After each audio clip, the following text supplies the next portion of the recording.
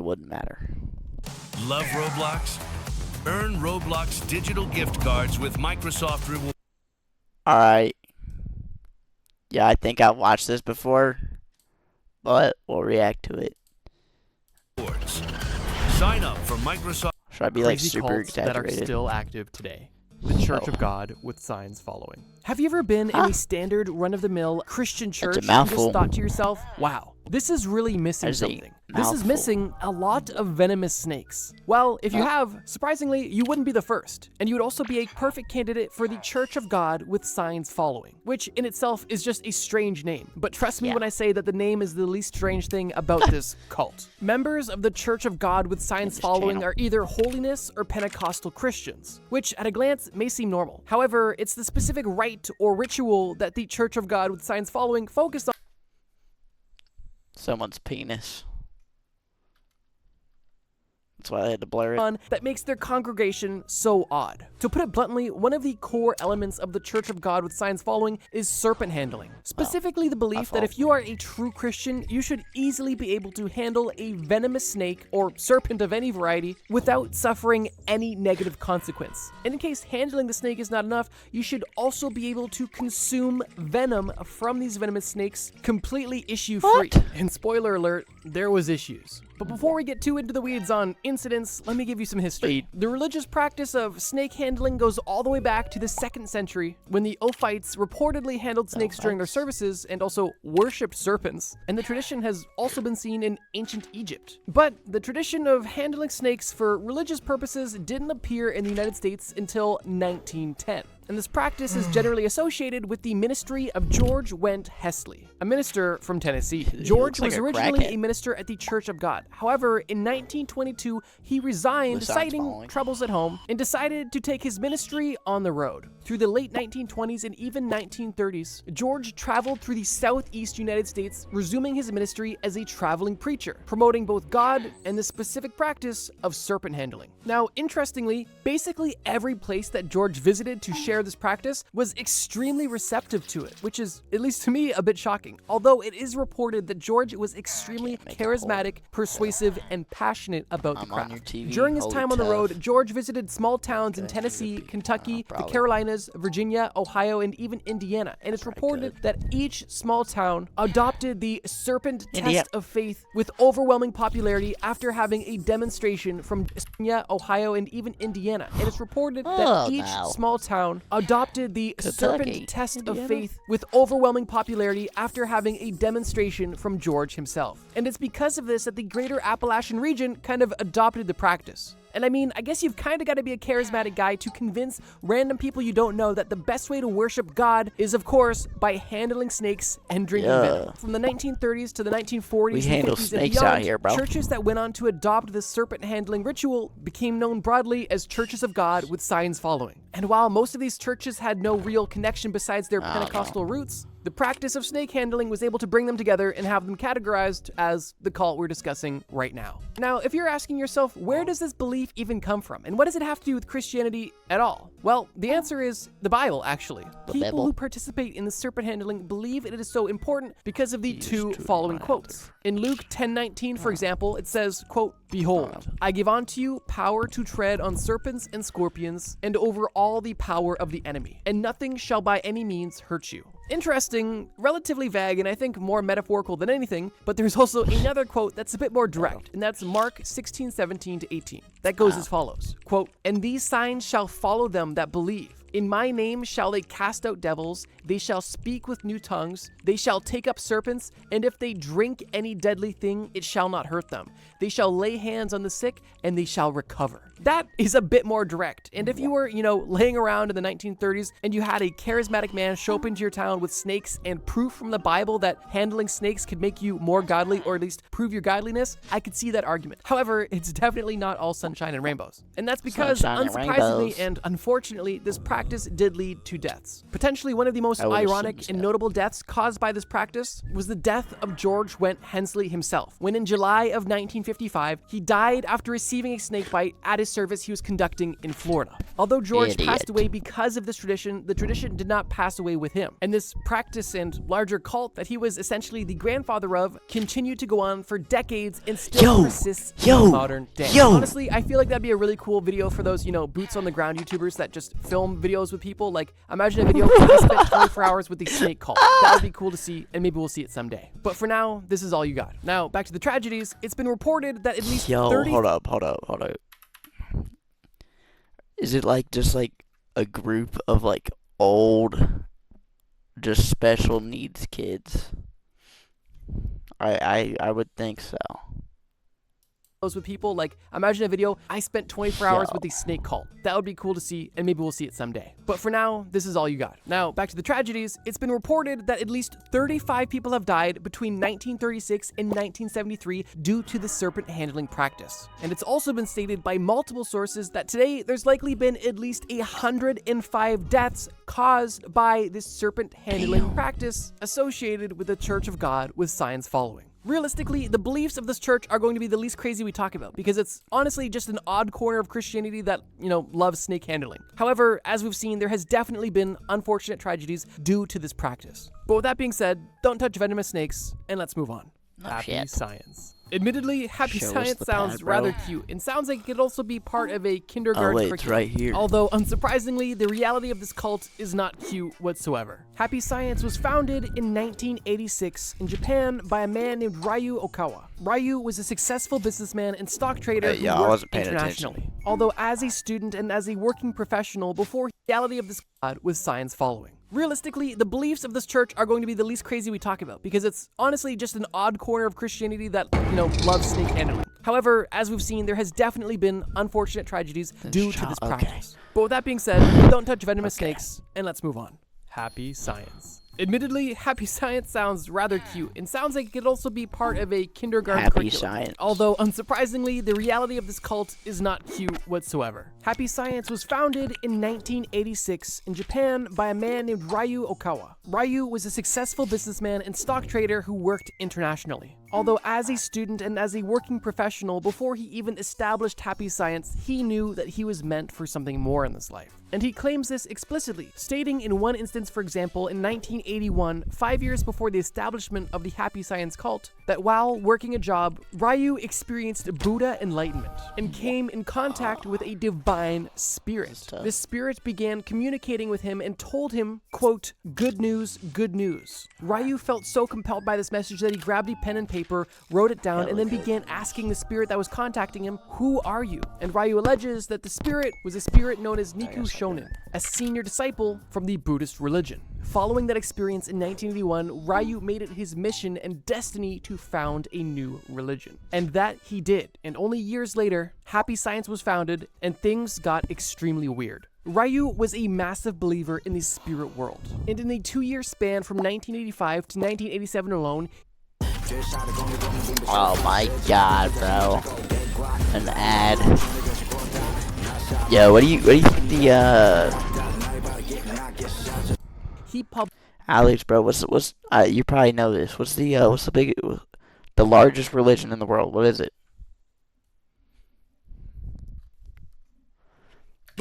13 books in an effort to prove the existence of that spirit world. And interestingly, the final 2 books that he published came out in 1991, and these books titled The Great Warning of Allah and The Terrifying Revelations of Nostradamus were both #1 bestsellers in Japan, which is not concerning Christianity. for reasons we'll get into. It's You what see, it on a was, one surface of the level, ones that Happy he Science said. claims to be a group that is about peace, love, truth-seeking, self-reliance, and ultimate prosperity and happiness. And their goal is to spread happiness and peace by spreading the word y'all- and truth y'all of trying their to be- religion. But y'all would you trying to be be happy? surprised if I told you that the true intentions of Happy do hard Science are drugs. much darker, and the beliefs surrounding Happy Science are, well, downright delusional? The core belief of Happy Science is that an ancient deity named El Cantare who is claimed to be the highest god on Earth and the lord of all gods, was originally the ruler of Venus, but came to Earth to establish the human race. And over the course of all of human history, El Centauri has been watching over humanity and has even been reincarnated multiple times to ensure humanity's prosperity. And the most recent incarnation of the high times to ensure Wait.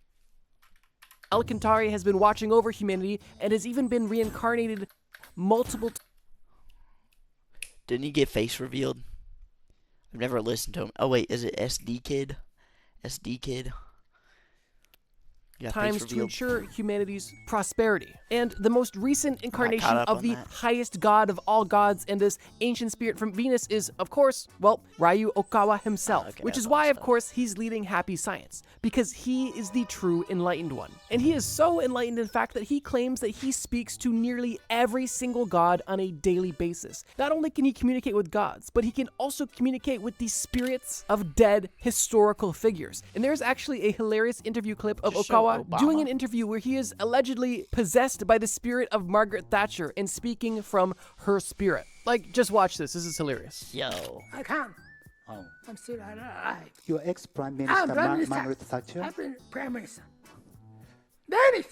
Besides that core belief of the, well, ancient deity from Venus creating all humanity and now being Okawa himself, they also believed in the existence of reincarnation, angels, demons, heaven, hell, and, of course, aliens. And while this cult has extremely kooky roots, from its establishment in 1986 to its course, #1 aliens, bestseller of books in course. 1991, Oh, the cult okay. was able to grow to over 5.6 million members worldwide. In 1991 is where things really took off, because the Japanese government officially recognized Happy Well, Science yeah. as a religion, Hey. giving Hey, it a Dylan, lot more you're right. validity. And due to this national recognition, Alright, Happy bro. Science took its marketing to the Great next job. level, not only Great releasing job. ad campaigns, but also creating its own Happy anime for to ya. spread its message. But on top of creating I'm Helen animes and running Keller. marketing campaigns, Okawa did not animate to spread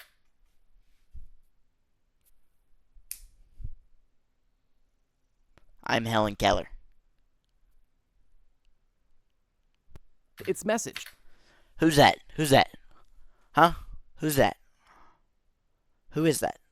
But on top of creating animes and running marketing campaigns, Einstein, Okawa did not bro. stop Oh my rating God. books. And it's believed that today there have been thousands of books Alright, bro. written by Okawa, most of which being just transcriptions from his long, drawn-out, well, speeches. And with the combination of all this media being pumped out and the unlikely success of some of this media, Happy Science was gaining a lot of cash flow, allowing them to, of course, further expand their message. And this expansion eventually led to the establishment of their own political party in Japan. That's right, Happy Science was not happy enough being a cult, they also had to create their own political party, known as the Happiness Realization Party. Now, while Happy Science was kind of able to hide under the guise of being a spiritual awakening and a general positivity that and makes more happiness and love-sharing group, the political party is really where the cracks started to show. From its establishment on May Crackheads started to 23rd, show. 2009, the HRP, or Happiness Realization Party, expressed some of the following beliefs or policies. The party believed that a nuclear deterrent was absolutely necessary for Japan. They believed that the Nanking Massacre never happened and that Japan never committed any atrocities against China or Korea. The party believed that Japan invading China and Korea could be possible good ideas, and at the very least, they should extremely militarize Japan. And they also had a laser focus on doubling the population of Japan, Yo, bringing it to laser 300 eyes. million in the course of only a few decades. Laser eyes and finger bolts. Wait, and lightning bolts shooting out of my fingertips. These are really Oh, like only a tired, you few look tired. tame I'm examples not of acting what tired. the Happiness Might look Realization like it. Party wanted to my accomplish dog just with shit political himself. power. And it really does serve as a stark contrast between the messages of the cult versus the messages of the political party. Because, as I stated, the cult or religion claimed to be all about inclusivity and love and happiness and literally saving the world through enlightening people to happiness and love and realizing your inner peace. Or, something like that. That's essentially what they claimed. If you ignore all of the, ancient deity from Venus starting humanity stuff. Regardless, Regardless, unsurprisingly, this political party was not nearly as popular as Ryu would have wanted. They gained no seats in parliament, and I think largely they were rather obscure and seen as more of a laughingstock. Now, interestingly, both the cult and political party exist to this very day, although in recent years they have been, well, heavily discredited by inside members, specifically the son of Ryu Okawa and the wife of Ryu Okawa, who have both disowned the cult, saying there is not nearly as many members as there are claimed, and basically disowning their father and husband, saying he was crazy, and this entire cult is, well, a crazy cult. But believe it or not, even with all this lunacy, they still had a literal university that they established in Japan that still exists to this very day. And I guess, speaking of this very day, so it's as like, of the date of recording this video, Happy Science and the Scientology. Is it a college? Is it a University of Scientology? Something like that? I don't know. the Happiness Realization Party are both still active. But interestingly, they are no longer run by Ryu Okawa, simply because he had passed away. On March 2nd, 2023, the reincarnation of a spirit from Venus had passed away, and since then, the management of both Happy Science and the Happiness Realization Party has kind of been a mystery. Because while they remain active, there doesn't appear to be any clear, or at least expressed, change of leadership. And we very well could be actively watching the downfall of this crazy religion that, in my opinion, got way more success and notoriety than it probably ever should have. From ancient deities to anime to millions of dollars to thousands of books to far-right extremism, Happy Science kind of has it all. And I truly hope that this small, oversimplified section has given you a small glimpse into the sheer depravity of, well, that religion turned political party. And with that, let's move on. Grace Road. In the last section, we discussed what happens when you mix insane religious ideologies and extreme political policies. But in this section, we're going to discuss what happens when you mix insane religious ideologies, extreme political policies, and fresh produce. I'm not even joking. Grace Road was established in South Korea in 2002 by a woman named Okju Shin. Okju Shin formed the Grace Road Church because she believed that a doomsday event was on the immediate horizon, and it was her duty to do something about it and to begin informing people, so she and her select chosen few could not only save themselves during this doomsday event, but also save as much of the world as they could. Or at least, so they said. Like basically every cult that's ever existed, its origins and beliefs start with fear-mongering, world-ending, doomsday events that require immediate attention from basically anybody they can get their hands on. And while... In what way is the most political anime? I need information. Like right now. Don't look at it. Don't mind that.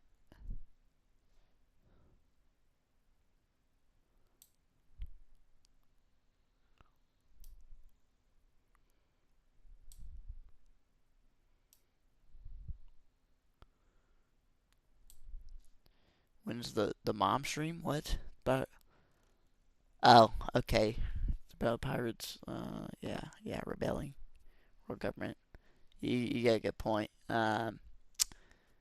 Well, doomsday events can be scary and compelling. So far, we've seen that, well, they've never really happened. That being said, that fact does not stop Grace Road from growing within South Korea. And from 2002 until 2014, Okju Shin's teaching of a world doomsday event coming soon was at least convincing enough for 400 people to join the cult. Now, as I stated, a big part of the belief of this, well, church was the fact that they were going to survive this doomsday event and any famine, and one of their plans of doing so was by creating one of the best farms the world has ever seen. And well, I mean, that's stated on the Grace Road website that, quote, a missionary for the church was sent around the world to discover a land to survive the famine. And after scouring 60 countries, we settled on Fiji. And it's actually the move that Grace Road took from South Korea to Fiji that is truly a turning point in the story. Because in the early years of this cult in South Korea, they were essentially doing planning, gathering resources, ideas, spreading the message, and getting people. But once they found the right country and had enough people, the execution of this plan was truly evil. And interestingly,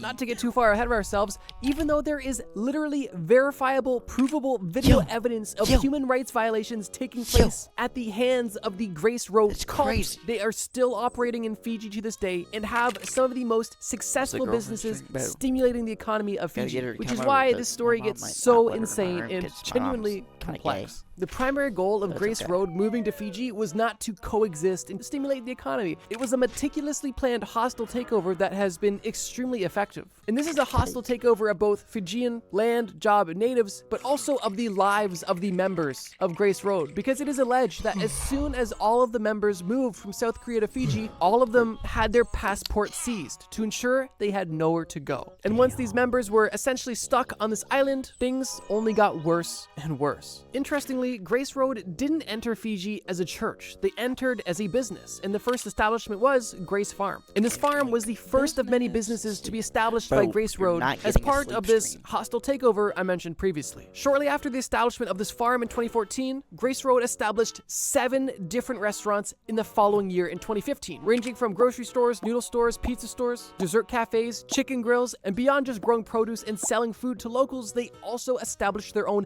construction company on island. And Grace Road was quickly becoming vertically integrated on this island. And while on the outside this would seem like a great foreign investment stimulating the local economy, on the inside it was becoming very obvious that this hostile takeover was not only malicious but devious for both the members of the cult and the locals, who unfortunately didn't know it yet. Now, interestingly, during the same time that Grace Road was becoming established within Fiji, Fiji was more or less under a military because dictatorship I'm that not was gonna have people extremely watch me oppressive, sleep. or at least that's how it's I been talk in described my by the sleep people who sometimes. lived through it. And it was because of this extremely strict and violent government that freedom of speech was extremely suppressed, and any negative talk about Grace Road was quickly shut down, along with any negative talk about the current government in Fiji as well. Unsurprisingly, this oppressive cult and this oppressive government quickly got rather tight with each other, and formed essentially a synergistic relationship. The government of Fiji would invest money into the Grace Road businesses, Grace Road would build businesses that the government of Fiji wanted to see on island, the businesses were succeeding, and ultimately the government was able to see the businesses they couldn't make be formed. And the cult was essentially able to have immunity from the government because of the economic impact they were creating. go to Now, Fiji at this Chat. point, you're definitely asking yourself, okay, what were they doing? You've been trip to hinting at Fiji. it. What's going on behind doors? What exactly was this cult doing? And while the doomsday beliefs of this cult are nothing new, it's the actions that this cult was taking that make it so diabolical. As I mentioned earlier, almost as soon as they landed on island, they took the passports from everybody, essentially securing free labor for years to come. And that's because many members of Grace Road, and later on locals as well, were forced into labor at the consistent threat of physical punishment and torture. And it was quickly becoming obvious to the members who went to Fiji that the Grace Road cult was not necessarily about saving the world or themselves at all. Grace Road was more so about securing cheap labor and trafficking people from their home countries to Fiji to ensure that their greater plan of, well, overthrowing Fiji and making it their own home base possible. Interestingly, violence wasn't something that you were just threatened with in this cult. It was a core attribute. And this was proven in 2018 when footage emerged of members of this cult forcibly slapping each other in an attempt to, quote,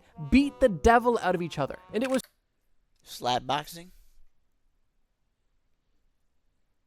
Slap boxing? Wow. Yeah, they should just put on gloves at this point. Like, that's what I think. Just put on gloves. shown that in a documentary that aired in South Korea, many ex-members of this cult detailed disgusting allegations of physical abuse, being overworked, not being paid for work, being imprisoned, detained, beaten, and basically being sold the dream of salvation while living the reality of somebody in a Russian labor camp. Fortunately, the reign of terror created by Grace Road did not continue for very long, as the political climate in Fiji changed and stories got out about what was truly going on behind the scenes and the abuse that was taking place. And because of this, investigations were swiftly enacted in Fiji and in South Korea. Unsurprisingly, these investigations led to the arrest of Ok Ju Shin and other high-ranking members of the cult. Although the cult is still active to this day, and all of these businesses are still operating. Interestingly, in the businesses in Fiji, you can still get pamphlets that are written from Ok Ju Shin from jail. And these pamphlets only further prove that this woman is willing to stop at nothing to complete her goal. At this point, you almost have to question, is this woman truly just trying to prepare herself and her followers to survive a doomsday event and live in bliss? Or is this woman just a massive grifter using religious fear and physical violence as a means to traffic and control people in an attempt? One or two. One or two. I wonder. I really wonder.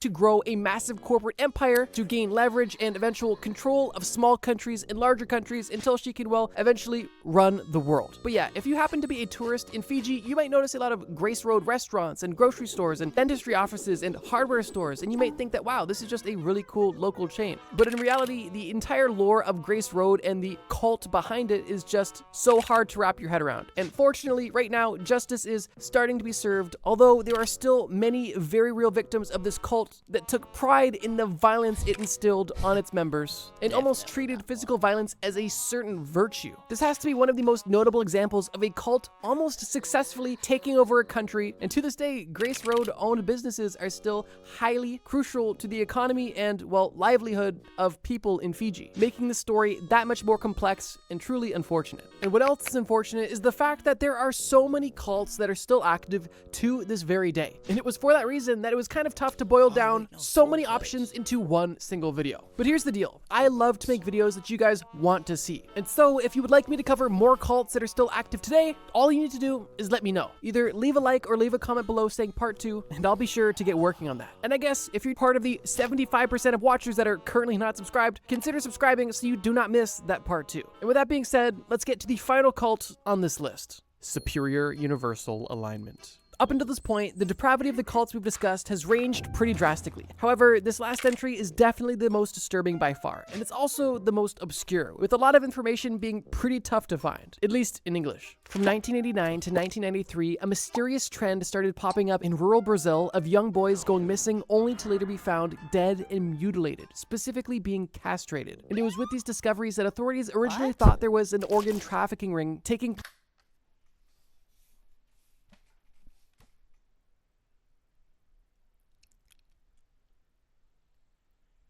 Castrated.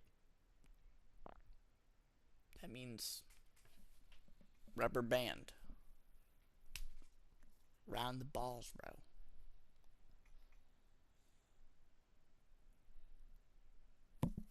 Place in this small town in Brazil. But what the authorities didn't know is that they weren't dealing with organ traffickers whatsoever. What they were dealing with was an insane cult. The Superior Universal Alignment was born in rural Brazil, allegedly by a woman named Valentina de Andrade. And she, like others on this list, claimed to have received messages from extraterrestrials. But the messages she received from these extraterrestrials were not about love or peace, they were about a doomsday event. But not only was she enlightened to a doomsday event, but she was also enlightened on how she could survive. Although disgustingly, this revelation and the doctrine that, well, spawned from it was truly evil. The doctrine that the Superior Universal Alignment followed was that boys born after 1981 were evil or tainted. And because of this, they needed to be purged from the earth. And it was because of this that Valentina began using her cult members essentially as hitmen to begin murdering young boys. And because of this, as many as 19 boys were victimized, all between the ages of 8 to 13, all with the sole goal of essentially sacrificing these innocent children to an extraterrestrial god to ensure that Valentina and her followers would be seen as true believers and saved by these aliens when the end times would come, which were... What do you think leads people to actually, like, believing this stuff? Genuinely. What could possibly lead them to believe any of this? Like, are they just like, is the leader real smart? Or is the leader real dumb? That's what I want to know. Allegedly very soon. Now, for a bit of context, it's important to mention that the reason that Valentina even had hitmen at the ready was because after this extraterrestrial premonition she had in her mind... Since you're already playing games anyway, why not earn some free rewards while you're at it? All you need to do is download Buff, let it run in the background as you play, and just like that you'll start earning buff.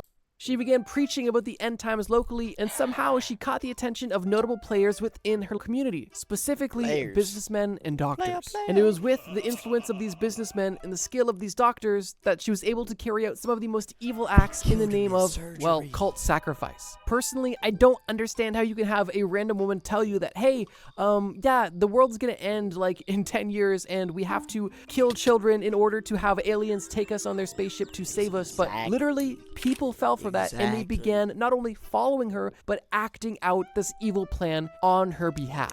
Interestingly, it's reported that Valentina claimed that the world was supposed to end in 1989, and when that didn't happen, some people left the cult feeling, well, duped, but others didn't leave the cult and actually became stronger members of the cult because Valentina told them that the reason that the world didn't end yet was because there wasn't enough sacrifices yet to satisfy the extraterrestrials. And while a majority of the cult left in 1989, those who stayed became extremely, well, extreme, which is when the murders truly began to ramp up. Because some of the members in this cult were surprisingly educated doctors, what they would do on this religious killing spree is literally take organs out of the victims they murdered and sell them on the black market in an attempt to continue funding the cult's mission of getting acceptance from aliens. And it was actually the surgical precision of these removed organs that led authorities to these doctors that were linked directly to the Superior Universal Alignment. Although, unfortunately, even with 2 doctors being highly suspected of being involved in these murders, there was not enough evidence to convict them. And they and the rest of the cult were able to continue their reign of terror until 2 boys who were being abducted and actively castrated were able to escape and report to authorities everything that was happening, which led authorities directly to the cult, and the jig, for the most part, was up. And the result of the following investigation was several members of the cult being convicted and sentenced for their crimes. However, interestingly, Valentina, the woman who essentially put all of these people up to this, was reportedly acquitted of her crimes, partly because she was not present at the scene of the crimes when they happened. And with her being acquitted, it's believed by some that there are still remnants of the Superior Universal Alignment being led in rural parts of Brazil by Valentina and potentially others. But unfortunately, I truly don't have any up-to-date information about the court cases or the current state of Superior Universal Alignment. But if nothing else, this cult is just another disgusting example of how people are willing to do almost anything if presented with a charismatic leader and tempted with, well, universal salvation. And to me, it seems scary to believe that some people could truly be tricked to do such disgusting things simply by telling them that, hey, the world's gonna end in a few years, so it doesn't matter anyway. This is for the greater good. And it almost seems like, especially in these last 2 situations. Alright. That was cults that are still active today. I don't feel like listening to them anymore. Also, I already got the video pulled up.